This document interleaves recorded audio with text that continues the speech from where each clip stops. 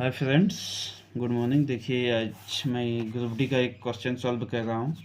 इसमें क्या है, सूर्य का उन्नयन कोण 60 डिग्री से बदलकर 30 डिग्री होने पर भूतल पर स्थिति नहीं होगा, यहाँ स्थित हो जाएगा, स्थित किसी मीनार की लगेगा कि छाया की लंबाई में 40√3 मीटर की वृद्धि हो जाती है। मीनार की ऊंचाई ज्ञात कीजिए। तो फ्रेंड्स क्या बोला, देखिए, एक क्या है, एक मीनार है।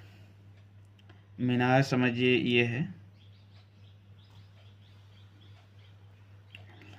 अब क्या बोला कि इसका उन्नयन कोण 60 से बदलकर 30 होता है। तो पहले जो है, ये मीनार का उन्नयन कोण जो है, ये क्या है, 60 डिग्री है। अब ये 60 डिग्री से बदल करके कहाँ चला जा रहा है, 30 डिग्री।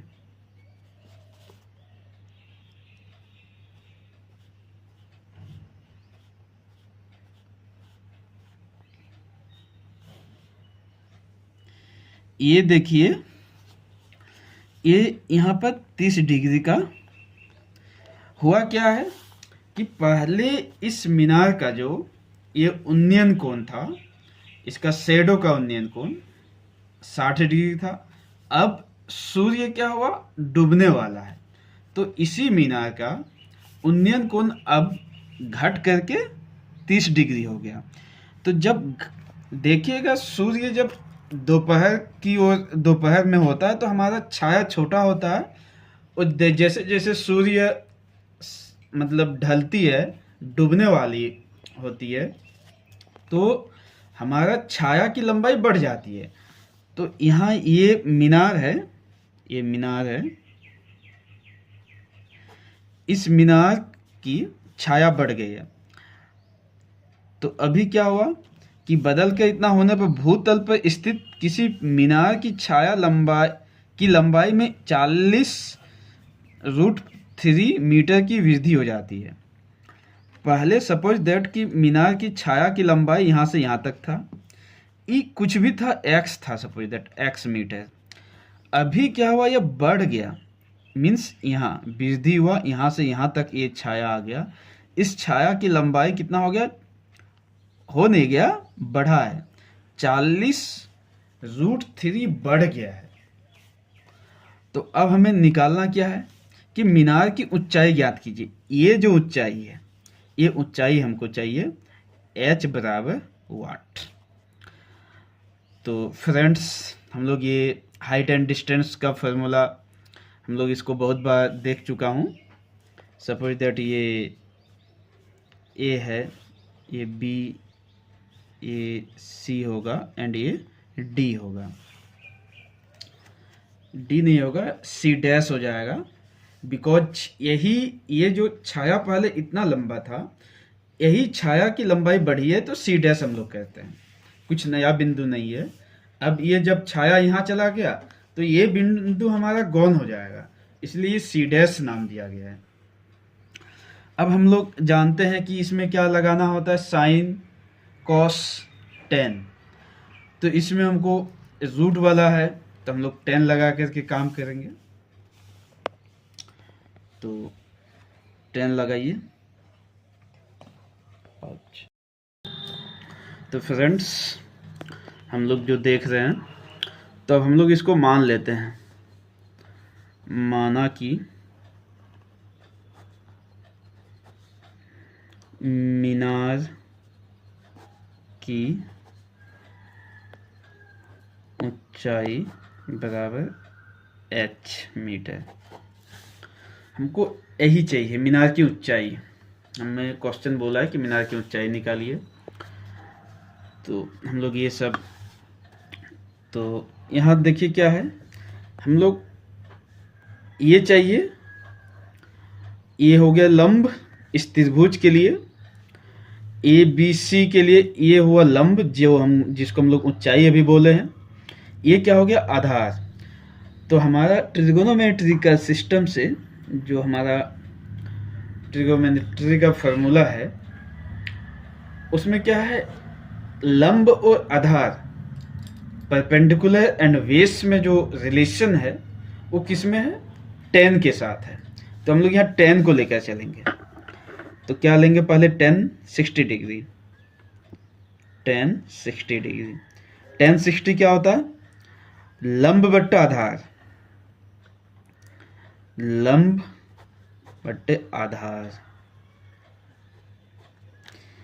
यहाँ लंब मेरा क्या है, ये है ए बी, बट्टा आधार क्या है, बी सी है।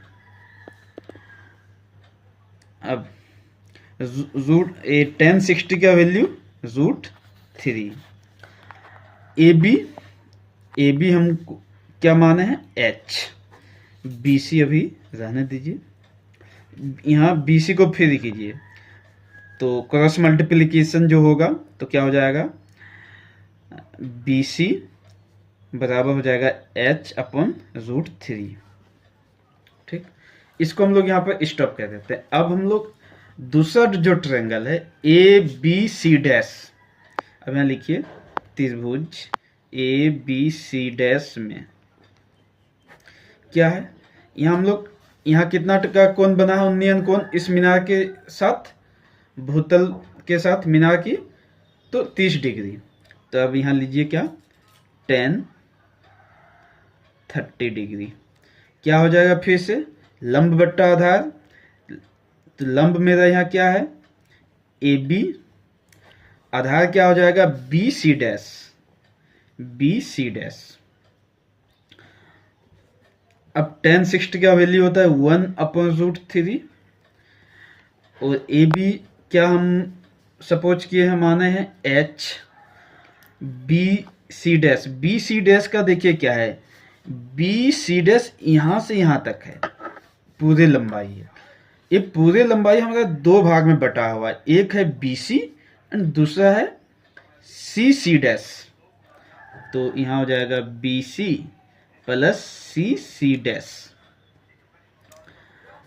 अब यहाँ 1/√3 एच तो होगा ही, बट्टा बी सी का वैल्यू मेरा यहाँ आया हुआ है h/√3 प्लस सी डैश का वैल्यू देखिए दिया हुआ है 40√3, 40√3, ये मीटर है यहाँ।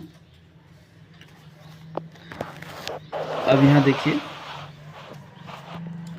तो अब ये हमारा इक्वेशन आगे बढ़ के आ जाएगा क्या, 1/√3 = h।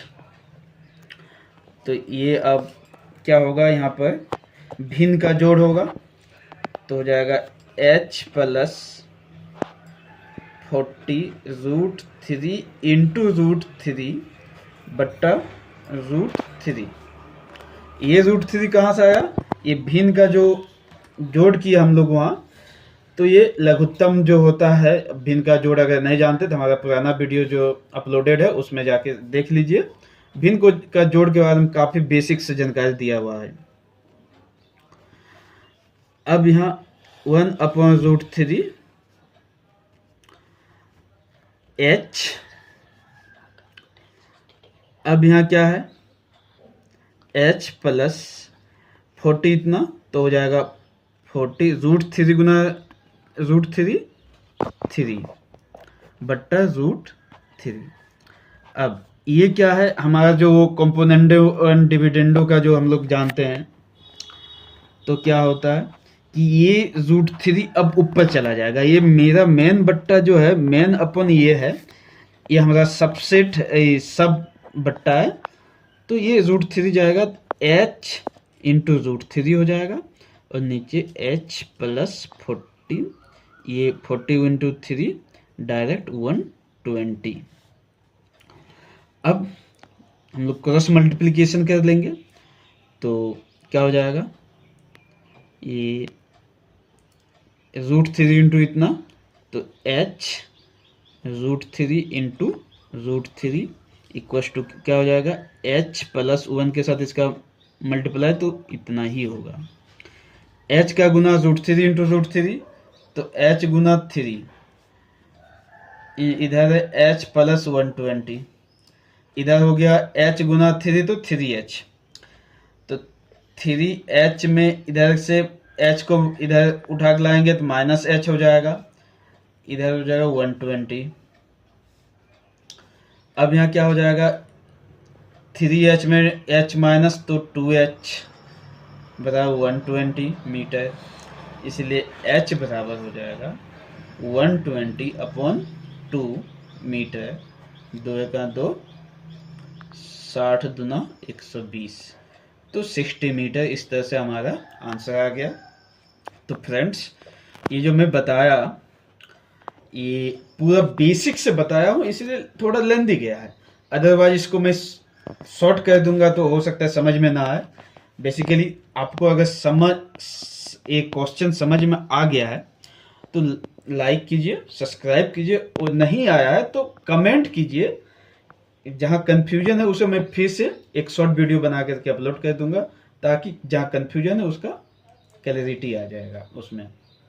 Thank you.